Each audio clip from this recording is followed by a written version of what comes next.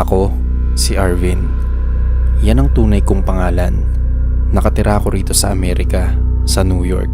At ang istorya kong ito ay nangyari noong taong 2012. Kasama ko rito ang mga barkada ko at nangyari ito sa New Jersey. October 30, nang magpunta kami ng mga kaibigan ko dito lang sa town namin sa Queens Boulevard, New York. Naglakad-lakad kami hanggang sa may makita akong bookstore na ang pangalan ay Barnes and Noble. Dito ay inaya ko silang pumasok at ang sabi ko ay may sisilipin lamang ako. Naglakad-lakad kami sa loob at ako naman ay umikot-ikot dahil mahilig akong magbasa, lalo na yung may mga kinalaman sa horror. Marami kasi silang mga storybook doon at sa kung anumang dahilan ay may nakita akong libro na may pamagat na Weird New Jersey. Tinawag ko ang mga kasama ko para ipakita ito. Sabay-sabay namin tinignan ang libro. Maraming mga true to life stories na nakasulat doon. Mga lugar na pwedeng mag-ghost hunting at nakita namin ang iba't ibang states na may Sleepy Hollow. Sa New York yun, pero malayo. Dahil kahit sa New York ay halos mga 2 oras din ang layo. At saka may nakita rin kaming Pennsylvania, pero malayo pa rin. Hanggang sa bumungad sa amin ang Clinton, New Jersey. Nakasulat na 16 na milya lamang ang layo nito sa amin. At nakasulat pa rito na the most haunted place in the United States of America. Ito ang napili namin.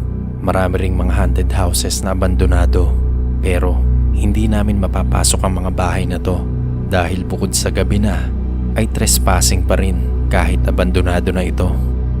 Ang sabi sa libro na kung pinaplano niyong pumunta sa Clinton, New Jersey ay nasa magandang kondisyon dapat ang inyong kotse. Siguraduhin ding lahat ng bagay ay gumagana at lalong-lalo na ay dapat puno ng gasolina ang sasakyan nyo. Tinanong ko ang mga kaibigan ko kung gusto ba nila tumuloy bukas ng gabi dahil bukas ay October 31 na at Halloween na yon. Lahat naman sila ay pumayag. Dumating na ang gabi ng October 31. Mga bandang alas 9 na ng gabi nang kami ay umalis. Iisang kotse lamang ang gamit namin, total kasya naman kaming 4. 2 Pinoy, 1 Amerikano at ako. Si Kurt na Pinoy, pero kadalasan ay Ingles ang salita nito dahil laki ito sa Amerika. Si Albert na Pilipino at si Jason na Amerikano at ako, Pilipino. Umalis na kami at nakarating na kami sa Clinton Road ng mga 10:30 na ng gabi kasi nga nagkanda traffic pa sa Manhattan. At bago kami tuluyang pumunta sa haunted place ay nagpagasolina muna kami.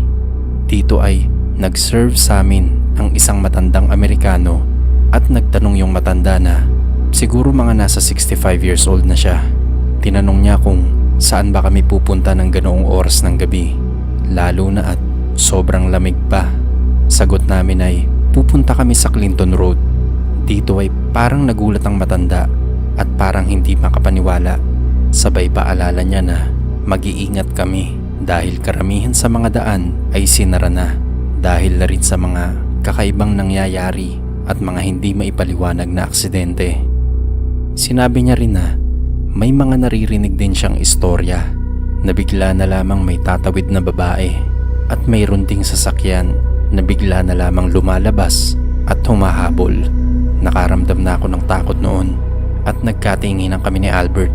Tinanong ko siya kung gusto niya pa bang ituloy ito. Dito ay biglang sumagot si Jason at Kurt at sinabing bilisan na namin at umalis na kami. Dumiretso pa rin kami at tumuloy. Nung pagpasok namin sa loob ng exit in Clinton Road, ang una naming napuna ay walang kaposte-poste ng ilaw. Talagang walang makita at ang nagsisilbing ilaw lamang namin ay ang headlight ng sinasakyan namin. Nasa 50 kilometers per hour lamang ang takbo namin dahil sobrang dilim na at baka may bangin din kaming hindi makita.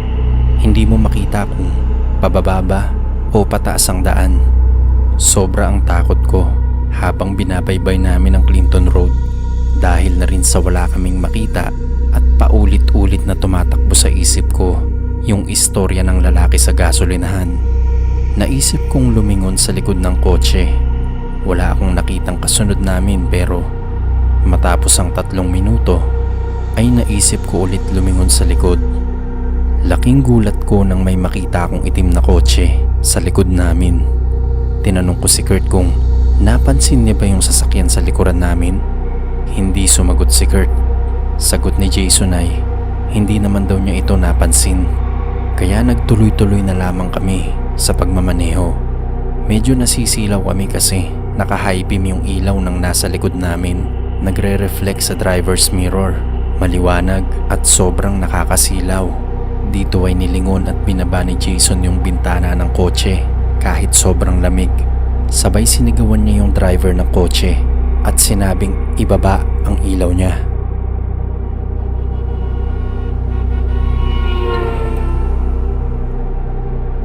Ibinaba naman ng kotse ang ilaw niya. Pagkalipas ng 5 minuto ay bigla itong nawala sa likod namin.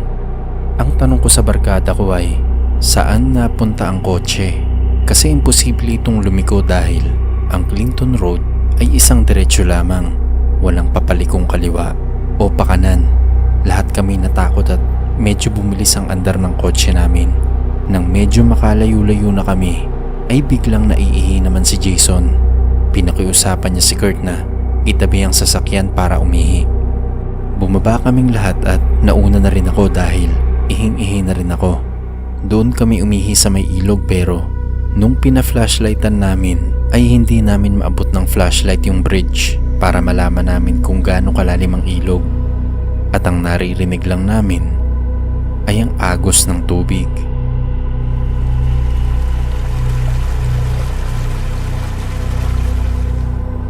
Kinuha sa akin ni Jason ang flashlight at sinubukan kong makikita niya ang ilog. Pero ang nangyari ay may tumulak sa braso niya kaya nabitawan ng flashlight at nahulog na ng tuluyan sa ilog. Nagalit pa nga si Jason sa akin.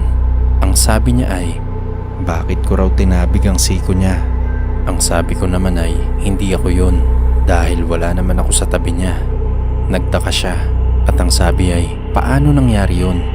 Nagmamadali na kaming bumalik sa auto dahil hindi na kami makatagal sa sobrang lamig. Ang temperature kasi nun ay nasa 20 degrees Fahrenheit. Mas malamig pa sa freezer. Habang binabaybay namin ang madilim na daan ng Clinton Road ay bigla kaming nakakita ng 3 lalaki nakatayo sa dulo. Ang sabi ko sa mga barkada ko ay hindi ba sila nilalamig dyan sa labas? Sa malayo ay katawan pa lamang ang naaaninag namin. Ngunit habang papalapit na kami ng papalapit ay dito na kami nagsimulang mas matakot.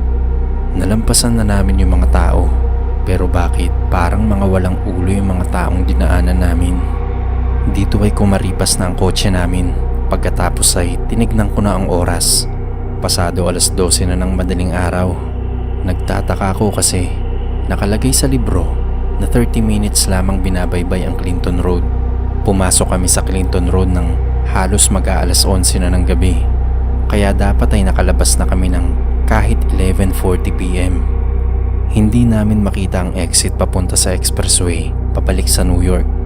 Ang ibig sabihin lamang nito ay paikot-ikot at pabalik-balik lamang kami. Habang nagmamaneho yung kaibigan ko ay nagdasal na lamang ako ng palihim. At matapos ang 6 na minuto ay nakita na namin ang exit papuntang New York. At sa wakas ay nakalabas na kami ng Clinton Road. Pagdating ko sa bahay ay binaba na ako ng kaibigan ko. Ikinuwento ko ang lahat ng nangyari sa kapatid at nanay ko. Ang sabi nila ay bakit kayo nagpunta roon? Napakadelikado at nakakatakot doon. Maraming sinasadyang pumunta ng gabi at marami ring mga naaaksidente. Mula noon ay hindi na kami bumalik. Pero ngayong 2019 ay nagkakaayaan ulit kami ng mga kaibigan ko pero hindi ko alam kung sasama ako ulit.